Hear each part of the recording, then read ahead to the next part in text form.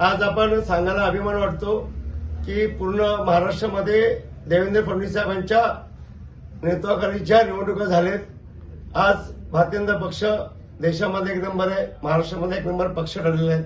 आपण सगळ्या निवडणुका आपण ताकदीने जिंकलेत आणि विकासाच्या मुद्द्यावर जिंकलेत. तशीच ही पण निवडणूक आपण 100% भारतीय जनता पक्षाचा जिल्ह्याचा जिल्हा परिषद अध्यक्ष भारतीय जनता पक्षाचा होईल, हे मी तुम्हाला विश्वासाने विकासाच्या मुद्द्यावरती बोलतो. पैशाचा वारेमाप विरोधकांनी पैशाचा वारेमाप खर्च केले आहेत.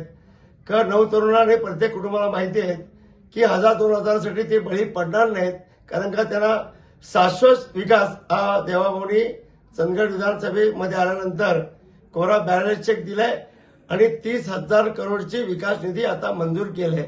आणि जर तरुणांना माहिती आहे की आपण यांच्या जर बळी पडलो, प्रबोधनाला पैशाच्या विरोधकांच्या पैशाला बळी पडलो तर आपला विकास होणार नाहीत. पण प्रत्येक कुटुंबात आपली हीच देवाभाऊंची चर्चा आहे की शाश्वत विकास त्यांनी जो ध्येय दिलाय ते पूर्ण होईल. म्हणून आपल्याला काळजी करायची गरज नाही, चिंता करायची गरज नाही. 100% मतदान भारतीय जनता पक्षाच्या उमेदवाराला होईल याच्यात मला कुठलीही शंका नाही. तो चंदगड पॅटर्न चर्चेत होता, तो पॅटर्न आता संपला. मी तुम्हाला सांगितलं की जिल्ह्यामध्ये जिल्हा परिषदचा अध्यक्ष हा भारतीय जनता पक्षाचा बसणार, याच्यामध्ये कुठलीही शंका नाही.